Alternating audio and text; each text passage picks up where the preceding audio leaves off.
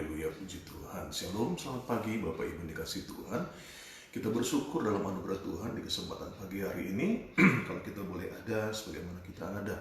Dan kita percaya hal-hal baik yang daripada Tuhan, itulah yang akan menyertai kehidupan kita semua yang ada. Karena itu dalam kesempatan memulai tahun yang baru, di dalam doa pagi kita, saya berupaya untuk bersama dengan Bapak Ibu Saudara setiap pagi, setiap harinya pada pukul 6. Ya, pada pukul 6. Karena itu pastikan Bapak Ibu Saudara sebelum kita melakukan segala aktivitas kita boleh bersama-sama untuk bersyukur kepada Tuhan di dalam kesempatan pagi hari yang ada. Puji Tuhan, saat ini kita tundukkan kepala, kita berdoa, kita bersyukur. Haleluya. Bapak, terima kasih buat anugerah-Mu di kesempatan hari yang baru ini, di kesempatan minggu yang baru ini, di tahun yang baru ini. Kami boleh ada sebagaimana kami ada. Kami bersyukur dalam kesempatan hidup yang Tuhan boleh percayakan atas kehidupan kami yang ada. Karena itu dalam kesempatan pagi hari ini kami rindu sebelum kami memulaikan segala aktivitas kami juga mau memuji Tuhan, bahkan juga merenungkan firman sebagai pegangan dalam kehidupan kami di kesempatan hari yang baru ini. Hamba-Mu yang terbatas ini ya Bapak, urapilah, berkatilah, bahkan setiap kami semua dimanapun boleh menyaksikan program ini secara langsung maupun secara kemudian. Tuhan juga menyembuhkan mereka yang sakit, membebaskan mereka yang terikat, bahkan memulihkan setiap hati yang ada. Allah Roh Kudus, kami percaya Engkau yang akan menjamah, melawat, bahkan mengurapi setiap Bapak Ibu Saudara dimanapun mereka berada. Terpuji-pujilah Tuhan kekal selamanya. Kami siap untuk masuk dalam doa pagi ini hanya di dalam nama Tuhan Yesus Kristus. Haleluya. Amin. Puji Tuhan, Bapak Ibu dikasih Tuhan. Kita akan naikkan pujian syukur kita ya, di kesempatan pagi hari ini. Kita bersyukur buat kasih anugerah Tuhan. Haleluya. Haleluya. Terima kasih Bapak.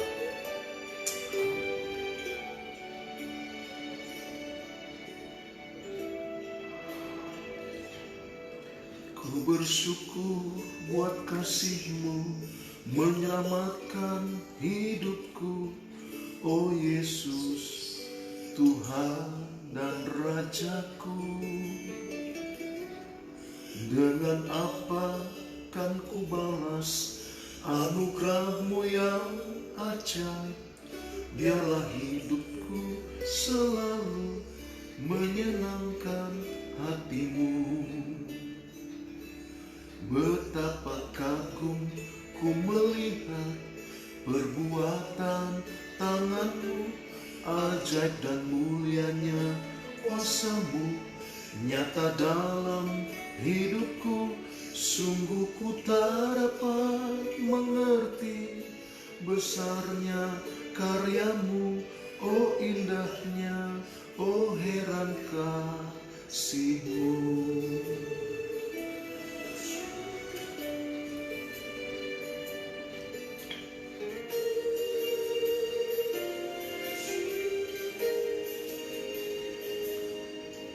Ku bersyukur buat kasih-Mu menyelamatkan hidupku. Oh Yesus, Tuhan dan Rajaku,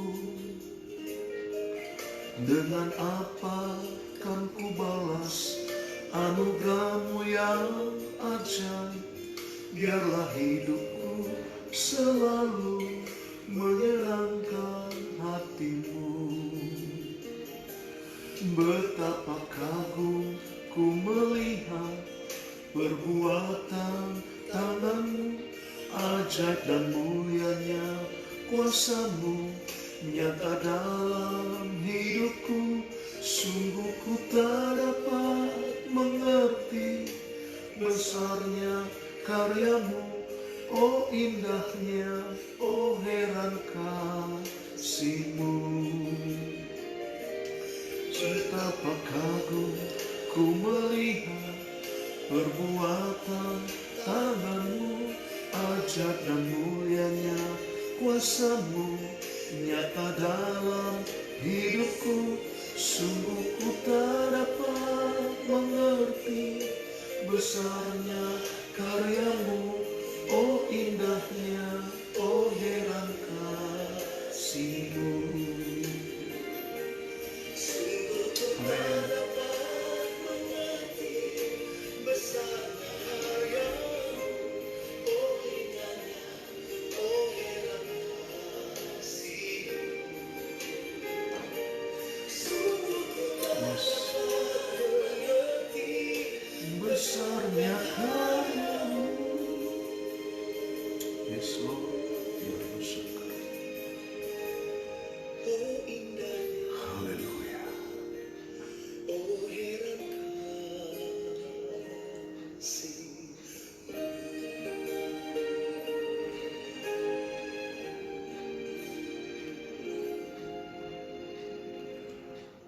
Terima kasih ya Bapa di surga.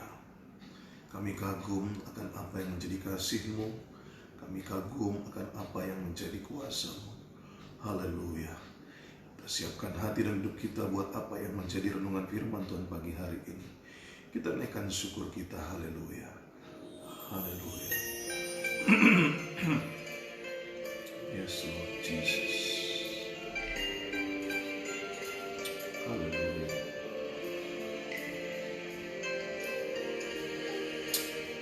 Terima kasih Bapa.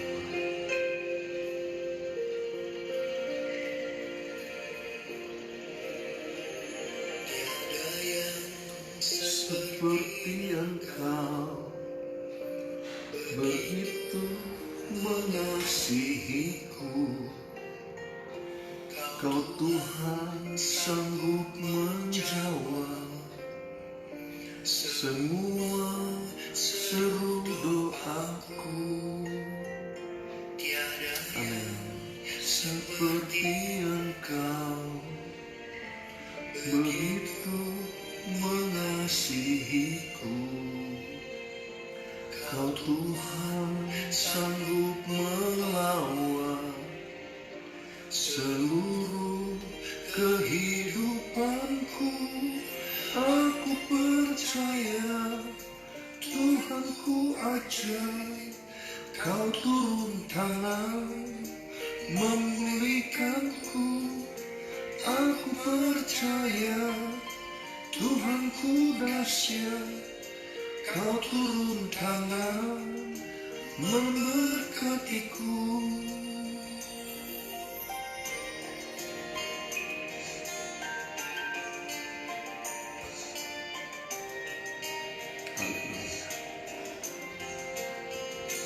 Tiada yang seperti Engkau begitu mengasihiku, Kau Tuhan sanggup menjawab semua seru doaku. Tiada yang seperti Engkau begitu mengasihiku, Kau Tuhan sanggup melawan seluruh kehidupanku. Aku percaya Tuhanku ajaib, Kau turun tangan memulihkanku. Aku percaya Tuhanku dahsyat, Kau turun tangan memberkatiku. Amin. Yes, Lord.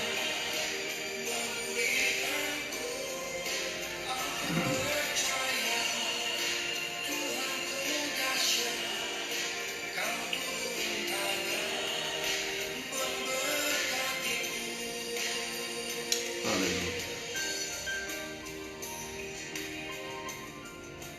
Terima kasih Bapa di surga. Terima kasih Tuhan Yesus. Haleluya.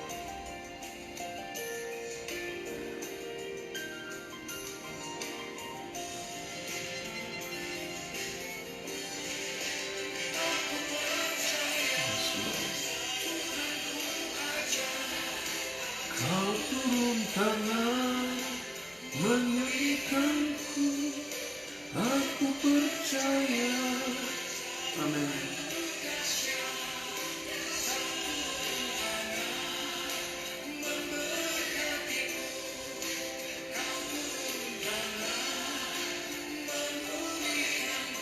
Yes.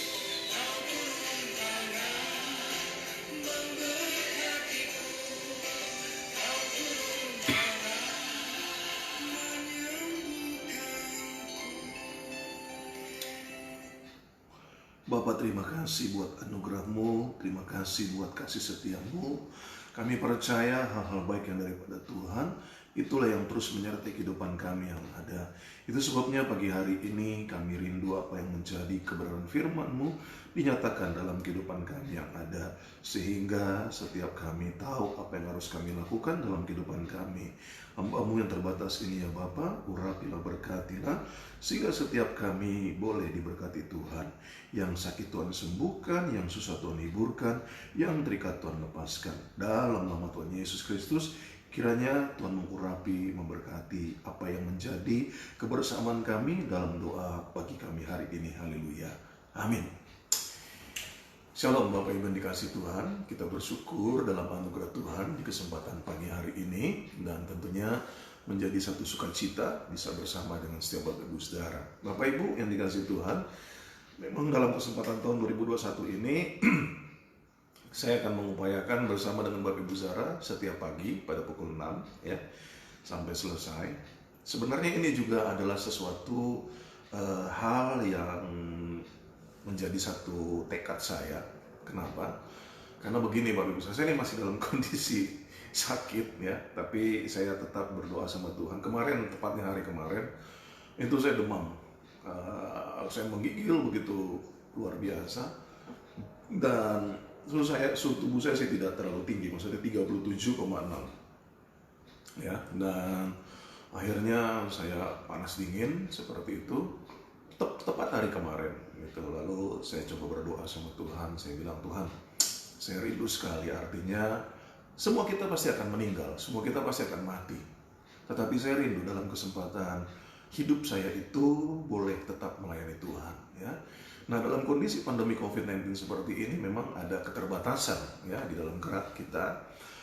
Lalu saya coba berdoa dan saya bertekad setiap hari bisa ketemu dengan Bapak Ibu Saudara ya melalui doa pagi kita ini. Nah, itu sebabnya saya rindu setiap pagi saya ambil keputusan tekad untuk melayani Bapak Ibu Saudara. Ya, kita akan bersama untuk merenungkan firman Tuhan, apa yang menjadi persiapan-persiapan hidup kita yang ada. Oleh karena itu dalam kesempatan pagi hari ini terima kasih buat Bapak Santoso dan juga Ibu Maria ya. Wah, luar biasa. Beliau ini ada di Kamboja. Puji Tuhan tetap setia untuk bersama dalam doa pagi kita ya. Juga dengan Ibu Diana Natalia, tidak terasa Ibu ya, sudah 9 bulan ya. Ibu mengandung, dan ini luar biasa di mana Tuhan beri kekuatan dan beri kesehatan tentunya ya. Anak dalam kandungan juga sehat selalu. Puji Tuhan ya. Juga Ibu Lydia Agnes ya, selamat pagi. Juga Ibu Dina Abigail, lalu juga Ibu Meti, selamat pagi. Juga Ibu Neni, selamat pagi. Pak Ong, selamat pagi. Lalu juga buat Bapak Arnold, selamat pagi. Puji Tuhan ya. Saya tahu memang ada yang biasanya pagi-pagi dan tidak bisa mengikuti secara langsung, gak apa-apa, secara kemudian bisa diikuti ya. Puji Tuhan. Nah, Bapak Ibu Saudara, doakan saya untuk bisa terus kuat ya, dan juga bisa bersama dengan Bapak Ibu Saudara. Puji Tuhan. Lumayan juga kemarin sakit kepala dan sebagainya. Tadi malam saya berdoa, saya bilang enggak, besok pagi saya harus melayani. Saya harus melayani, dan puji Tuhan. Itu sebabnya dalam kesempatan pagi hari ini bisa bersama dengan Bapak Ibu Saudara. Setiap pagi saya bertekad ya. Itu yang saya bilang, kalau orang semua pasti mati, tapi saya tidak mau mati tidak melayani. Saya harus melayani. Jadi setiap pagi kita akan ketemu ya Bapak Ibu Saudara ya. Pastikan Bapak Ibu Saudara kita bisa bersama sebelum beraktivitas ataupun dalam aktivitas Bapak Ibu Saudara, ambil kesempatan ya untuk kita merenungkan firman Tuhan. Puji Tuhan. Mari kita membaca Alkitab kita di dalam Amsal pasal 25 pada ayat yang ke-28. Dalam Amsal pasal 25 ayat yang ke-28, satu ayat ini ya. Saya mau setiap kita mengerti dalam kondisi sekarang ini apa yang harus kita lakukan di dalamnya. Oke. Nah, kita lihat di dalam Amsal 25 ayat yang ke-28, orang yang tidak dapat mengendalikan diri adalah seperti kota yang roboh temboknya. Haleluya. Satu ayat ini menjadi renungan kita pagi hari ini ya. Alkitab berkata orang yang tidak dapat mengendalikan diri adalah seperti kota yang roboh temboknya. Latar belakang dikatakan bagaimana sebuah kota di masa itu dibentengi dengan tembok ya. Jadi musuh tidak bisa menyerang dari segala sisi.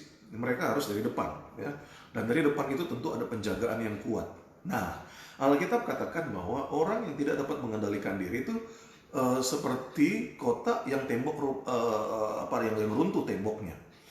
Nah, apa maksudnya? Maksudnya kalau kota yang tidak ditemboki ataupun kalau ditemboki lalu roboh pertahanannya, maka dia dapat diserang dari berbagai sisi. Nah, inilah yang perlu kita perhatikan juga di dalam kesempatan hidup kita di tahun 2021 ini. Hal apa yang perlu kita perhatikan, bahwa penting sekali untuk kita memiliki yang namanya kecerdasan emosi. Untuk apa kecerdasan emosi? Untuk mengontrol diri kita, untuk mengendalikan diri kita, ya. Apa yang bisa kita saksikan dalam peristiwa-peristiwa di mana kita melihat, ya, Kain contohnya tidak dapat mengendalikan dirinya, maka yang terjadi dia membunuh adiknya Habel, ya. Lalu juga Simpson, dia celaka oleh karena tidak dapat mengendalikan dirinya, sehingga dia berzina dengan Delila atau menikah dengan Delila, dan akhirnya dia membocorkan apa yang menjadi kekuatannya. Nah, yang saya perhatikan dalam kebersamaan hidup kita di hari-hari ini adalah ketidakmampuan mengontrol diri, ketidakmampuan mengendalikan diri, ya, baik di dalam media sosial maupun juga di dalam kehidupan secara sepenuhnya, atau kehidupan secara realitanya, ya, berjumpa dengan orang dan sebagainya. Nah, apa yang menjadi alasan kenapa kebanyakan orang tidak mampu mengendalikan diri? Apa yang menjadi alasan kenapa banyak orang tidak mampu mengontrol dirinya? Yang pertama saya pelajari bahwa adalah karena persoalan selfish atau mementingkan diri sendiri. Inilah yang sering kali terjadi dalam kehidupan seseorang yang tidak mampu mengendalikan dirinya. Dalam Ibrani pasal yang ke-11 kita melihat di sini pada ayat yang keempat, ya. Dalam Ibrani pasal yang ke-11 pada ayat yang keempat dikatakan demikian. Karena iman Habel mempersembahkan kepada Allah korban yang lebih baik daripada korban Kain. Dengan jalan itu ia memperoleh kesaksian kepadanya bahwa ia benar karena Allah berkenan akan persembahannya itu. Dan karena iman ia masih berbicara sesudah ia mati. Ini yang tadi saya singgung, bicara tentang Kain. Bagaimana Kain akhirnya membunuh adiknya Habel. Kenapa? Karena tidak mampu mengontrol dirinya, ya. Di mana dia akhirnya membunuh adiknya sendiri, ya. Dia marah, dia menjadi marah, tidak mampu mengendalikan diri, dia marah. Nah, kemarahan inilah yang kadangkala membuat bukan hanya bicara ketidakmampuan diri kita mengontrol diri, tetapi mengakibatkan sakit, mengakibatkan kesusahan dan juga hal-hal lainnya, ya. Ini yang harus kita jaga hari-hari ini, ya. Ada banyak hal yang kadangkala menjadi persoalan dalam diri seseorang ketika dia tidak mampu untuk mengendalikan dirinya. Yang pertama alasannya adalah karena mementingkan dirinya sendiri, ya. Ini yang menjadi masalah. Yang kedua adalah karena mengikuti kata hati, ya. Kata hati ini yang kadangkala boleh dikatakan mengikuti perasaan, ya. Dia nggak pakai nalar lagi, jadi impulsif. Dia tidak lagi berpikir tentang apa dampaknya, apa akibatnya, ya. Apa yang akan terjadi, bukan hanya kepada dirinya, tetapi dampak kepada suami, kepada istri, kepada anak-anak, bahkan kepada keturunan-keturunannya. Inilah yang perlu untuk kita pahami dalam keadaan kita di hari-hari ini, ya. Sehingga apa yang menjadi keberadaan kita di mana kita tidak mampu mengendalikan diri, jangan sampai membawa dampak pada kesempatan kemudian, di mana mungkin kita sudah mulai sadar, di mana mungkin kita sudah mulai menyadari, lalu terjadilah dampak ini yang begitu hebat rasanya. Nah, ini yang kadangkala terjadi dalam kehidupan seseorang yang tidak mampu mengendalikan diri. Jadi banyak ruginya kalau kita tidak mampu mengontrol diri kita, banyak ruginya kalau kita hanya mau mengedepankan apa kata hati kita secara impulsif, ya. Artinya pokoknya gua harus ledakan perasaan gua, pokoknya gue harus lepasin perasaan gue. Ingat hukum tabur tuai. Waktu kita melakukan hal yang demikian, oke lah. Orang yang kita lepaskan apa yang menjadi perasaan itu, kita merasa puas. Tetapi ingat, kita masih memiliki kehidupan bersama keluarga. Kita masih memiliki kehidupan dengan anak-anak cucu kita. Jangan sampai akhirnya apa yang kita tabur, kita harus menuainya dalam kesempatan kemudian. Di mana mungkin tidak dengan kita, tetapi anak cucu kita yang akan mengalami apa yang menjadi ketidakmampuan kita, yaitu pada saat kita tidak mampu mengontrol diri kita, tidak sanggup, di mana kita tidak mengendalikan diri kita. Keinginan hati kita yang kita luapkan, keinginan hati kita yang kita ledakkan. Allah adalah Allah yang adil. Apa yang kita kerjakan dalam kehidupan kita, itu akan membawa dampak dalam kesempatan kemudian.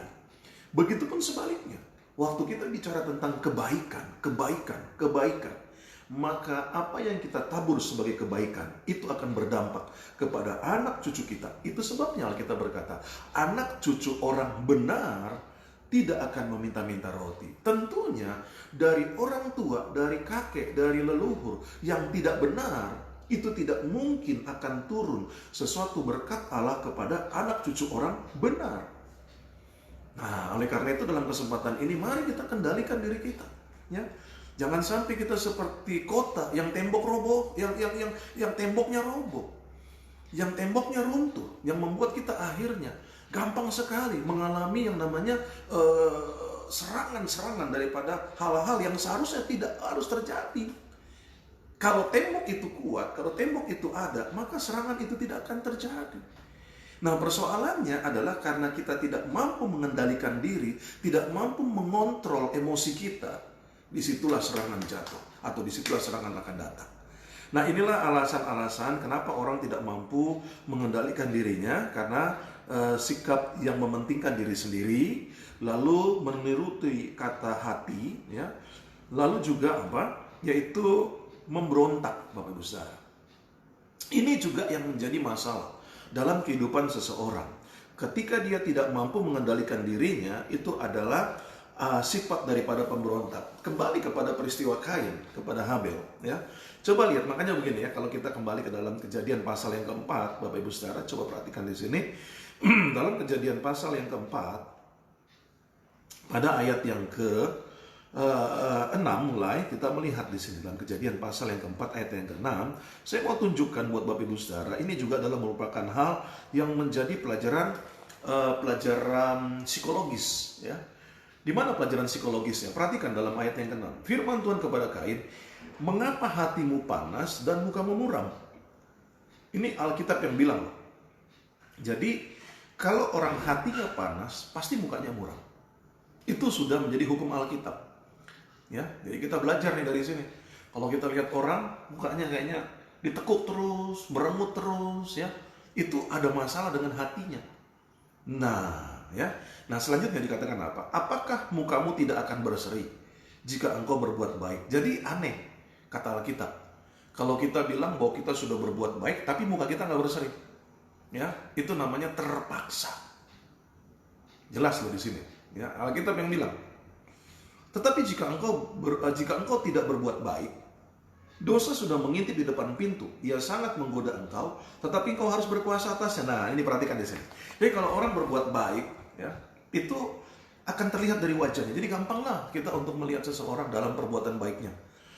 Apakah ada satu pancaran kasih? Ya, itu kelihatan.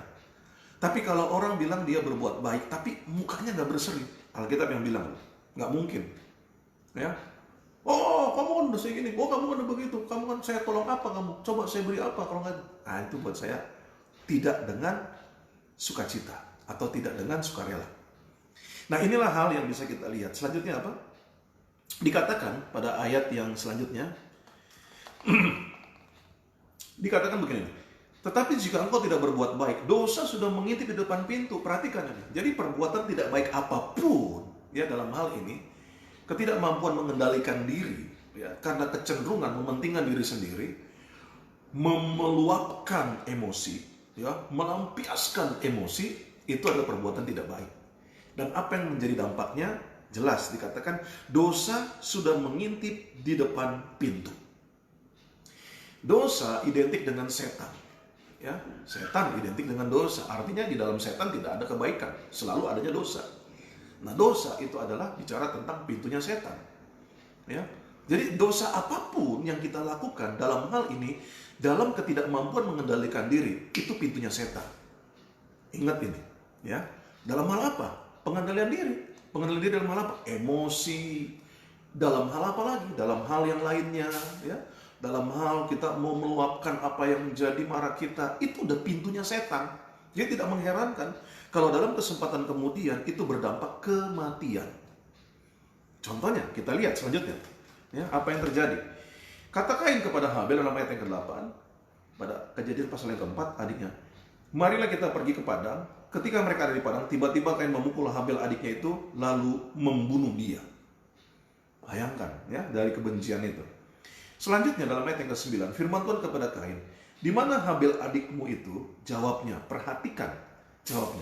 Aku tidak tahu apakah aku menjaga adikku. Lihat sifat apa ini? Sifat apa ini kalau kita melihat apa yang dikatakan oleh Kain kepada Tuhan.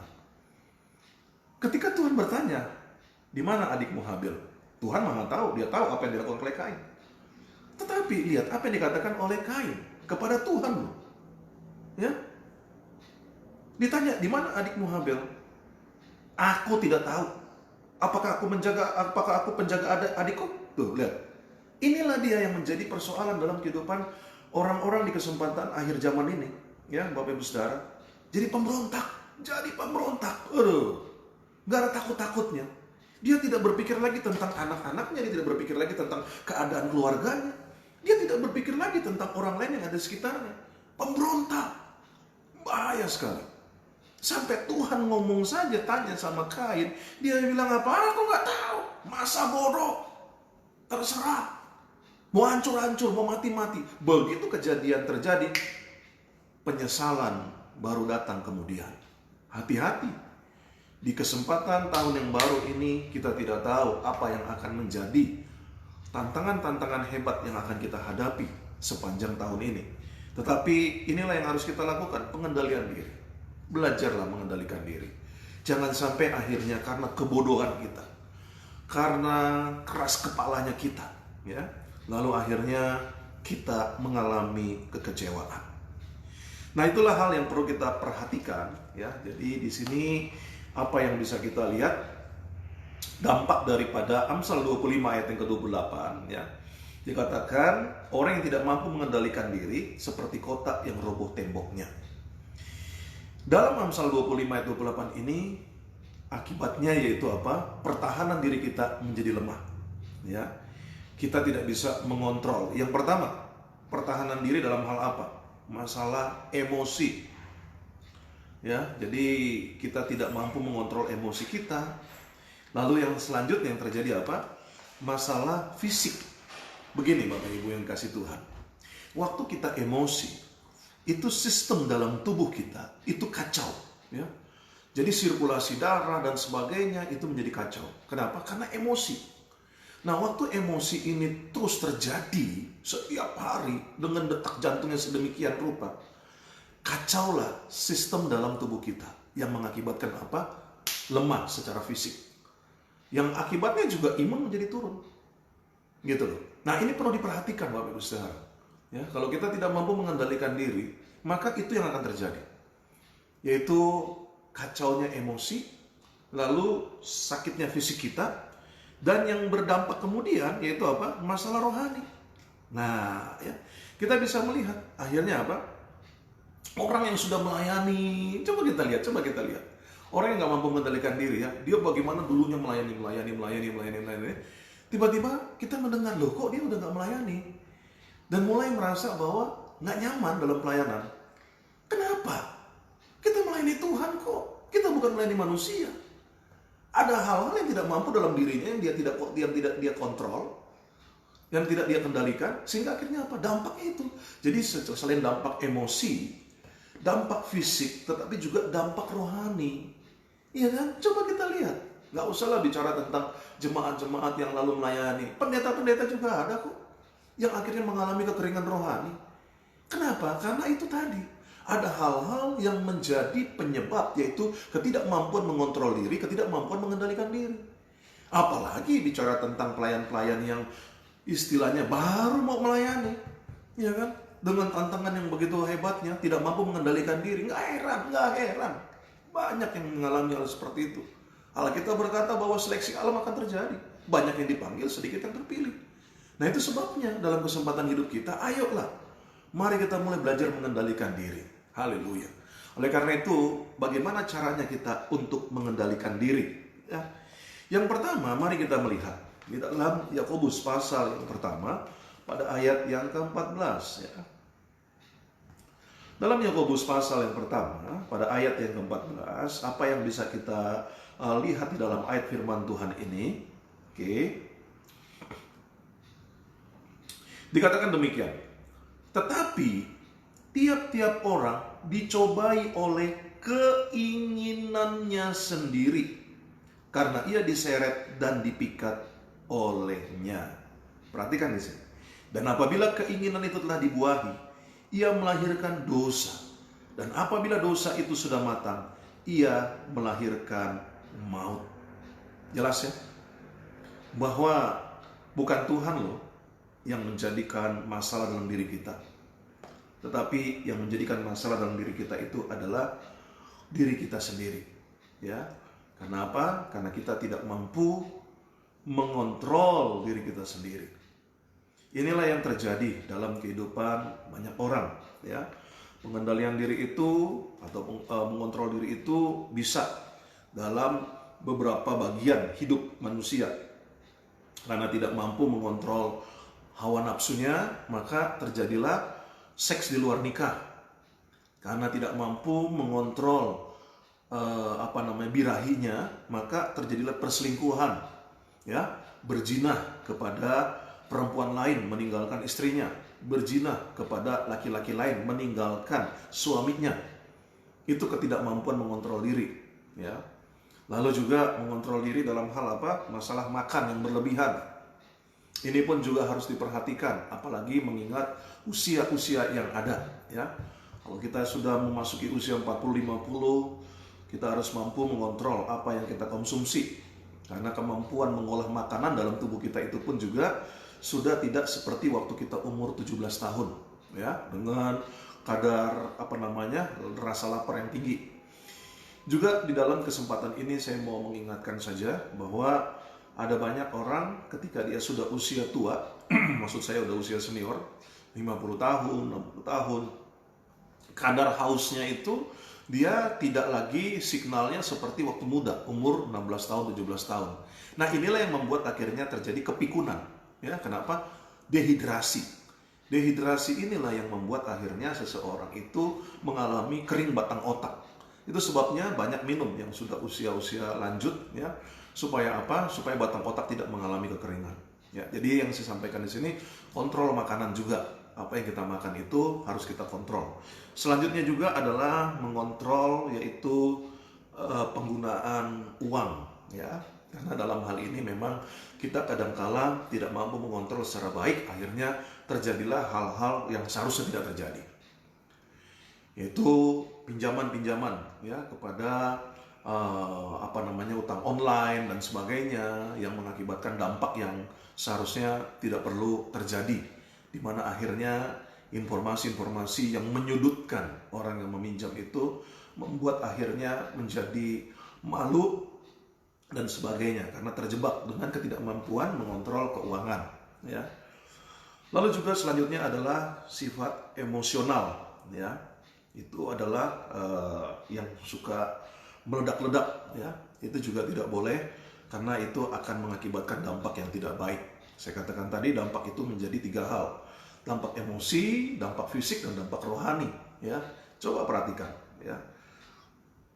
Yang berikutnya, jadi langkah untuk mengendalikan diri kita, langkah untuk mengontrol diri kita yaitu apa? Mulai bahwa kita menyadari ada masalah dalam kontrol diri, ya. Ini yang harus kita minta sama Tuhan supaya kita tidak melulu menyalahkan iblis. Sebenarnya kita sendirilah, ya, yang bermasalah. Oke. Minta maaf, saya minum. Yang kedua selanjutnya, bagaimana kita dapat mengendalikan diri? Kalau kita mengacu kepada Filipi pasal yang ketiga, pada ayat yang ke-13, Filipi pasal yang ketiga ayat yang ke-13, apa yang Alkitab katakan dalam Filipi pasal yang ketiga ayat yang ke-13? Dikatakan demikian, Saudara-saudara, aku sendiri tidak menganggap bahwa aku telah menangkapnya. Tetapi ini yang kulakukan. Aku melupakan apa yang telah di belakangku dan mengarahkan diri kepada apa yang di hadapanku. Dan berlari-lari kepada tujuan untuk memperoleh hadiah, yaitu panggilan surgawi dari Allah dalam Kristus Yesus. Haleluya. Yang kedua, untuk kita dapat mengendalikan diri, saya mau katakan bahwa ini sudah tahun 2021, Bapak Ibu Saudara. Ayolah, di hari keempat di mana kita ada di dalam anugerah Tuhan, di tahun yang baru ini, apa yang harus kita lakukan sebagai langkah untuk mengendalikan diri, untuk mengontrol diri? Saya katakan tadi yang pertama bahwa kita harus mengakui adanya kelemahan di dalam mengontrol diri, dan gitu harus kita rubah. Yang kedua, lupakan masa lalu. Ya, lupakan masa lalu. Belajarlah. Walaupun hal-hal seperti itu tidak mudah, seperti kita membalikkan tangan. Tetapi kita tahu bahwa ketika kita mulai belajar untuk melupakan masa lalu, maka kita akan melihat kepada masa depan. Kita harus belajar fokus kepada masa depan. Ya, Daud pernah gagal di dalam mengontrol dirinya. Ya, kita tahu bagaimana dia akhirnya jatuh dengan Bathsheba. Ya, di masa itu adalah kata Alkitab adalah masa berperang. Tetapi Daud tidak demikian. Dia ada di satu rumahnya dan dia lihat Bathsheba mandi, dan akhirnya dia mengambil Bathsheba sebagai istrinya. Dan bukan hanya sampai di situ, ia mencoba untuk menjebak suaminya Bathsheba, ya, untuk apa? Untuk berperang di depan dan dia mati. Dan itulah yang menjadi strategi yang dilakukan oleh Daud dalam hal itu. Yang saya mau sampaikan, apa yang terjadi dalam kehidupan Daud di masa lalunya, ia pernah jatuh dalam dosa juga. Tetapi dia kembali memperbaiki dirinya, dia minta ampun pada Tuhan dan ia dipulihkan. Hal yang sama pun harusnya menjadi bagian dalam kehidupan kita. Ya, kita tahu ketika Petrus pun juga tidak mampu mengendalikan dirinya. Di saat itu dia bahkan menebas telinga hamba daripada Imam Malkus yang ada, dan bukan hanya itu, dia juga mencoba untuk menyangkali keberadaannya sebagai murid Kristus. Ya, tetapi itu yang terjadi juga, dia menyesal dan dia kembali kepada Tuhan. Dia fokus kepada apa yang menjadi tujuan di depan. Nah, inilah hal-hal yang perlu kita perhatikan dalam kehidupan kita, Bapak Ibu saudara kasih dalam Tuhan. Bagaimana caranya kita dapat mengendalikan diri? Lupakan masa lalu. Selama kita tidak mampu melupakan masa lalu kita, maka itu akan menjadi beban dalam kehidupan kita di masa sekarang maupun di masa yang akan datang. Kalau boleh saya sampaikan begini, dalam kehidupan manusia, kalau kita mengacu kepada 1 Korintus 10 ayat ke-13, dikatakan pencobaan-pencobaan yang kamu alami adalah pencobaan biasa yang tidak melebihi kekuatanmu sebagai manusia. Pada saat kamu dicobai, maka ia adalah Allah yang setia, dia akan memberikan jalan keluar pada saat kamu dicobai. Nah, apa yang saya mau sampaikan di sini? Dalam kehidupan kapasitas kita sebagai manusia, sesungguhnya pencobaan itu dapat kita lalui dari hari ke hari. Karena Alkitab berkata bahwa kesusahan sehari cukuplah untuk hari ini. Kesusahan besok ada lagi. Jadi maksudnya begini Bapak Ibu Saudara, setiap kita diberikan kapasitas kemampuan. Kalau boleh saya analogikan, dalam diri kita diberikan kemampuan 100 kilo untuk menanggung yang namanya masalah-masalah, menanggung yang namanya pencobaan-pencobaan, tantangan-tantangan dalam kehidupan. Nah, pada saat kita mulai menjalani kehidupan dari pagi, siang, sore, malam sampai pada akhirnya kita istirahat tidur malam, ya, itu kita sudah diberikan kemampuan oleh Allah dalam kapasitasnya. Oke. Tapi ada orang-orang tidak sanggup menjalani kehidupannya dari hari lepas hari. Kenapa? Karena ada beban masa lalunya. Beban masa lalunya tidak dia lepaskan. Kalau beban masa lalunya ini mengikuti dia, minimal dia bangun pagi, dia sudah diambil bebannya pada hari itu untuk apa yang menjadi beban masa lalunya. Kalau saya katakan tadi dalam analoginya 100 kilo, maka mungkin beban itu 20 kilo, bahkan mungkin 40 kilo. Berarti dia hidup hanya dengan 60 kilo. Waktu dia menjalani dengan apa yang menjadi masalahnya pada hari itu, dengan kemampuan yang 60 kilo, padahal dia akan sanggup menjalaninya dengan 100 kilo, maka tidak heran. Dia selalu susah, dia selalu bermasalah, dia selalu tidak mampu untuk mengontrol dirinya. Kenapa? Karena ada masa lalunya yang belum dia selesaikan. Betul, dia bisa berkata, saya sudah lupakan. Tetapi secara hatinya, dia tidak lepaskan itu untuk dia buang. Ya, makanya jangan sampai kita akhirnya dalam kesempatan kemudian kita tidak pernah tahu. Saya katakan sekali lagi, kematian bisa datang kapan saja. Apakah kita siap pada saat kita berjumpa dengan Kristus dalam apa yang menjadi beban kita, dalam apa yang menjadi dendam kita, emosi kita, marah kita, ketidakmampuan mengontrol diri kita, lalu kita berjumpa dengan Kristus? Wow, sangat menyedihkan. Kalau saya tidak katakan sangat mengerikan. Inilah hal kedua yang perlu kita pahami dalam kehidupan kita, lupakan masa lalu. Ya, Bapak Ibu saudara dalam Tuhan. Yang selanjutnya, bagaimana caranya kita dapat mengontrol diri kita? Saya katakan tadi bahwa kita mulai akui bahwa kita punya masalah dalam kontrol diri, dalam pengendalian diri. Itu sebabnya kita mulai atur itu dengan baik. Yang kedua, mari kita mulai belajar melupakan masa lalu. Ya, yang ketiga, dalam Yakobus pasal yang pertama pada ayat yang ke-20, kembali kita lihat di dalam Yakobus pasal yang pertama pada ayat yang ke-20 dikatakan demikian. Sebab amarah manusia tidak mengerjakan kebenaran di hadapan Allah. Apapun bentuknya, sebagai bentuk kemarahan di hadapan Allah itu tidak benar. Alkitab yang mengatakan demikian. Sebab amarah manusia tidak mengerjakan kebenaran di hadapan Allah. Jelas ya Bapak Ibu Saudara? Jadi ini yang perlu kita pikirkan dalam kehidupan kita. Waktu kita mulai amarah, kita sudah tidak bisa mengendalikan diri, mengontrol diri kita. Maka itu adalah sesuatu yang tidak benar di hadapan Allah. Ya. Karena itu biarlah setiap kita mengerti bagaimana caranya untuk kita dapat mengendalikan marah kita, mengendalikan diri kita, mengontrol diri kita. Jangan ikutin perasaan kita. Ya. Jangan ikutin perasaan kita. Karena dengan demikian, waktu kita mulai marah, maka apa yang terjadi? Kita akan mengalami yang namanya dampak tembok itu roboh. Lalu bagaimana caranya? Supaya kita tidak tidak terbawa dengan marah kita. Belajar, ya. Kendalikan marah kita, mulai merenungkan kebaikan Tuhan. Itu caranya. Iya ya. Kalau saya marah-marah terus seperti ini, lalu saya mati. Waduh, saya nggak benar nih. Seolah-olah bahwa Tuhan tidak ada. Nah, seperti itu. Ya, mulai kendalikan. Kalau dalam beberapa teori dikatakan begini, tarik napas dalam-dalam, lalu hembuskan, ya, secara bertahap, ya. Terus tarik napas dalam-dalam, lalu hembuskan secara bertahap. Ini supaya apa? Supaya nalar kita itu bisa bekerja gitu loh, ya. Kalau para ahli bilangnya itu seven magic, ya. Magic di sini artinya hembuskan sebanyak 7 kali. Kira-kira seperti itu, ya. Ini langkah awal. Sesudah itu baru kita mulai berdoa, ya. Karena dalam amarah kita kalau kita doanya ngaco, betul. Tuhan ajar orang itu, Tuhan. Bikin hancur kayak, bikin mati kayak sekalian. Nggak didengar. Itu nggak didengar Tuhan. Didengar setan malah. Iya terus kata setan. Terus. Iya coba, iya terus, ayo terus. Nah di situ emosi kita makin bertambah. Apalagi waktu kita melihat bahwa kok Tuhan tidak jawab doa saya ya. Tuh di situ setan kan. Tuh kan, lihat kan Tuhan nggak sayang sama kamu. Tuhan nggak dengerin doa kamu. Lihat tuh. Lihat dia orang tuh. Dia senang-senang, kamu susah. Itu yang terjadi sama Asaf.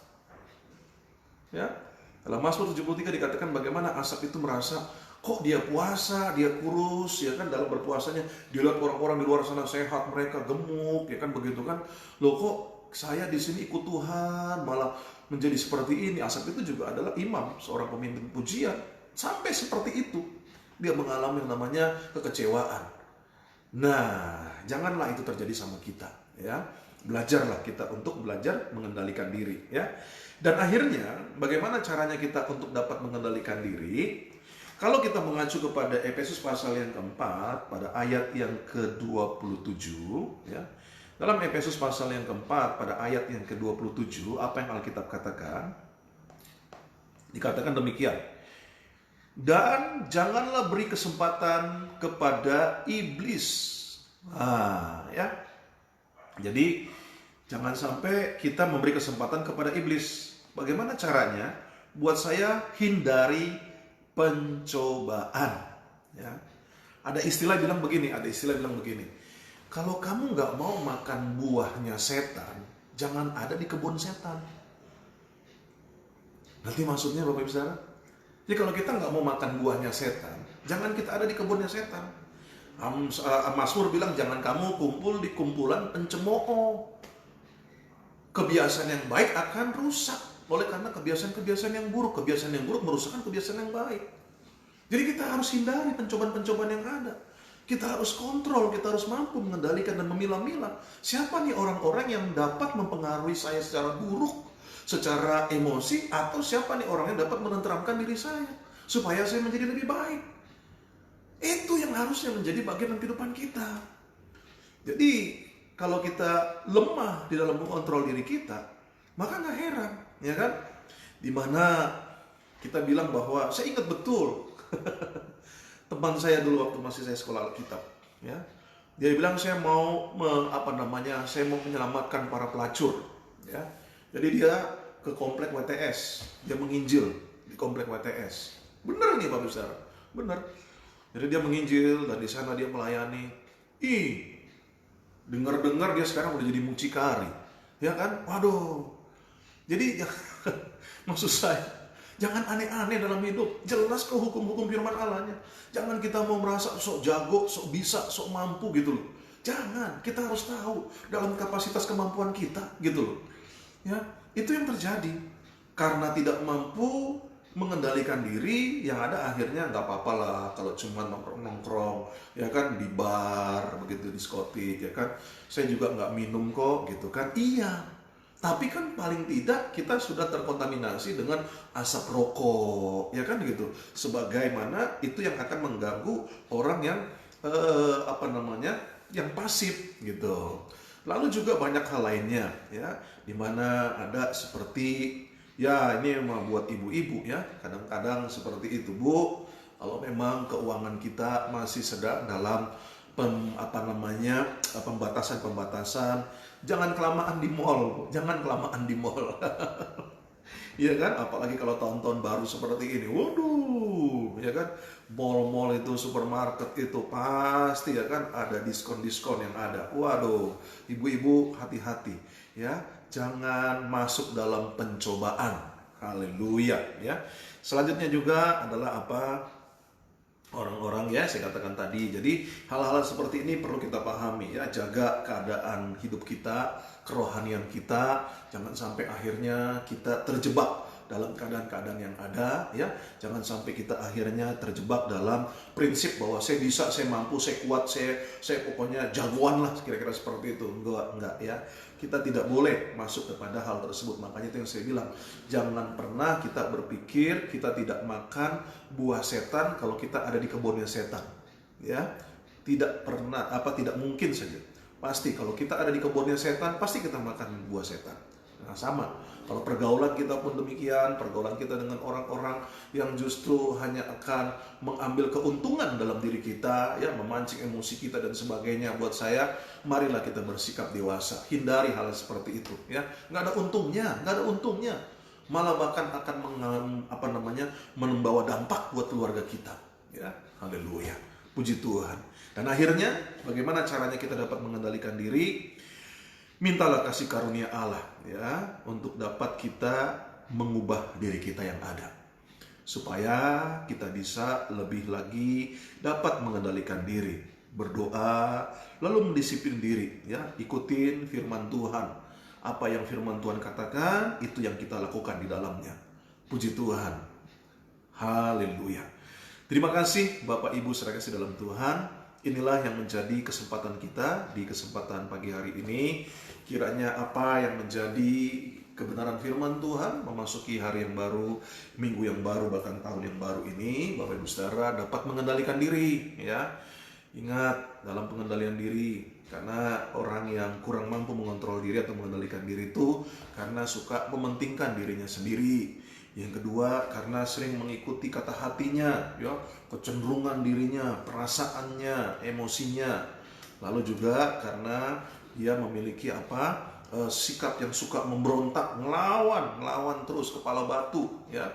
Ini adalah hal-hal yang menjadi kecenderungan, ya. Dimana kita tahu bagaimana Kain contohnya, waktu ditanya adiknya di mana, dia memang saya yang jaga adik saya, Tuhan yang nanya, ya. Nah ini juga harus kita ingat itu. Ya, yang kedua, yang selanjutnya adalah karena pertahanan diri kita lemah, ya, masalah emosi, masalah fisik dan masalah rohani. Nah, ini perlu diperhatikan ya. Bagaimana caranya untuk kita dapat mengembangkan ataupun juga dapat mengontrol diri kita dan mengendalikan diri kita? Yaitu yang pertama, kita harus mengakui kalau kita memang punya masalah dalam kontrol diri, dalam pengendalian diri ya. Kita mulai menjaga nafsu seks yang berlebihan, nafsu makan yang berlebihan, mengontrol penggunaan uang kita, ya, lalu juga sifat emosional kita yang meledak-ledak, kita juga harus kendalikan. Yang kedua, lupakan masa lalu, karena masa lalu ini yang menjadi kecenderungan kita tidak mampu mengendalikan diri kita. Ya.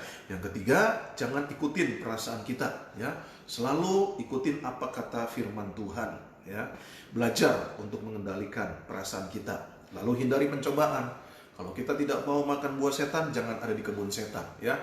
Jangan bilang bahwa saya kuat, saya bisa, saya mampu, saya jago, nggak bisa, ya. Hindari pencobaan. Jangan kumpul pada kumpulan pencemooh, kata Alkitab. Dan ingat bahwa pergaulan yang buruk merusakkan kebiasaan yang baik. Hindari hal seperti itu. Jangan beri kesempatan buat setan, ya. Setan selalu mencari kesempatan di dalamnya. Yang akhirnya kita belajar meminta kasih karunia Allah untuk menguatkan kehidupan kita di dalam mengendalikan diri kita, di dalam mengontrol diri kita. Haleluya.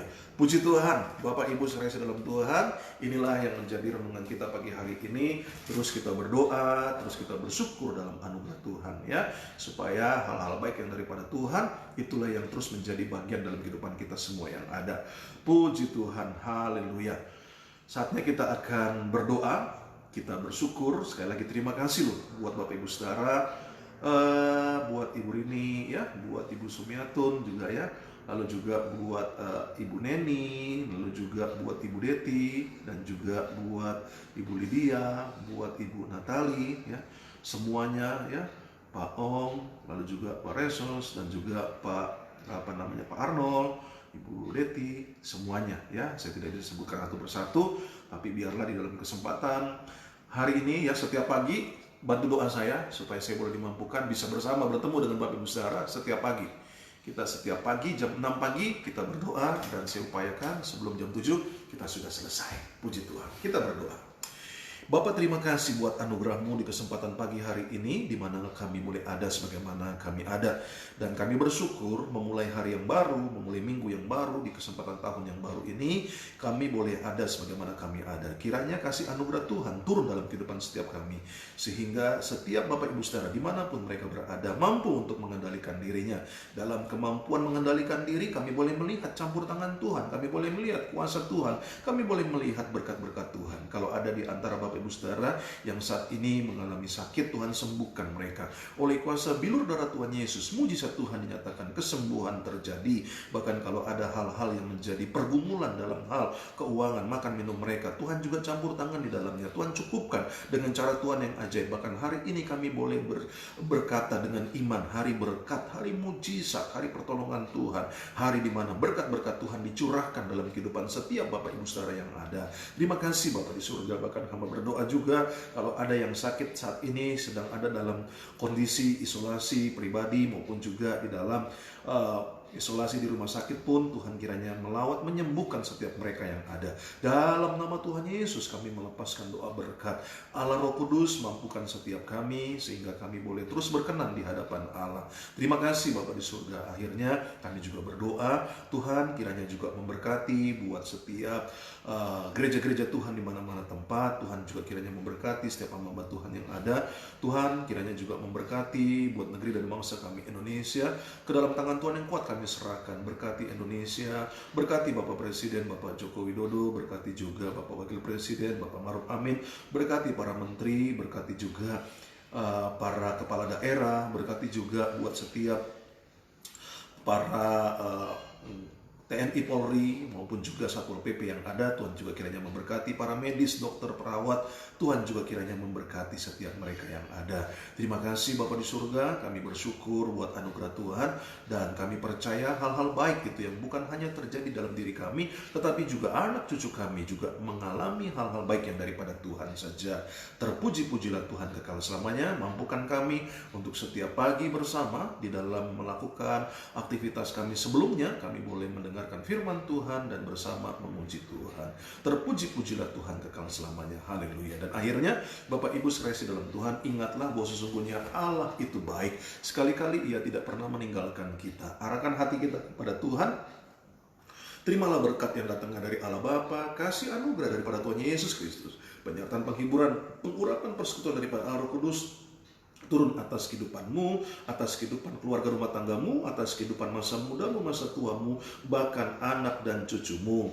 Turunlah atas kehidupanmu mulai pagi hari ini sampai Maranatha. Tuhan datang kembali untuk menjemput setiap kita yang percaya dan mengasihinya hanya di dalam nama Tuhan Yesus Kristus. Haleluya. Kita sempurnakan doa kita sebagaimana Tuhan Yesus ajarkan doa ini, dan kita naikkan doa ini bersama-sama. Haleluya. Bapa kami yang ada dalam kerajaan surga, dikuduskanlah namamu, datanglah kerajaanmu, jadilah kehendak-mu di bumi seperti di surga. Berikanlah kami pada hari ini makanan kami yang secukupnya, dan ampunilah kami akan segala kesalahan kami, seperti kami juga mengampuni orang bersalah kepada kami. Dan janganlah membawa kami ke dalam pencobaan, tetapi lepaskanlah kami daripada yang jahat, karena Engkau yang mempunyai kerajaan dan kuasa dan kemuliaan sampai selama-lamanya. Haleluya. Amin. Puji Tuhan, terima kasih buat kebersamaan Bapak Ibu saudara kasih dalam Tuhan. Ingat, hari ini hari berkat, hari mujizat, hari pertolongan Tuhan. Tuhan Yesus memberkati. Shalom.